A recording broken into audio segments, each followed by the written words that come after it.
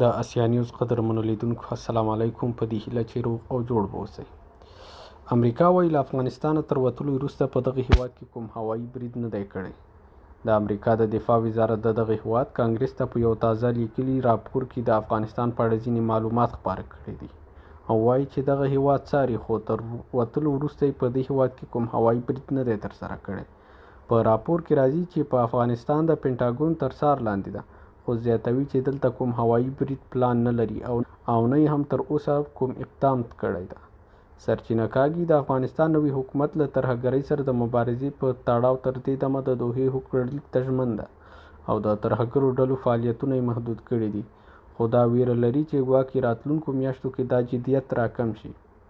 بلخوا د پینټاګون راپور په افغانستان کې د داعش او القاعده شبکو د فعالیت په اړه هم څرګندونې لري، خو افغان حکومت وار له مخه دا ډول راپورونه رد کړي او په خبره دوی د ترهګرۍ پر ضد مبارزه کې جدي دي.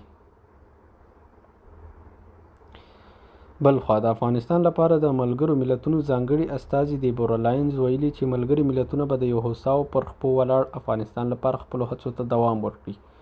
هغې دغه راز ویلي چې هیڅوک په افغانستان کې د جګړو جنګي ډلو ملاتړ نه کوي.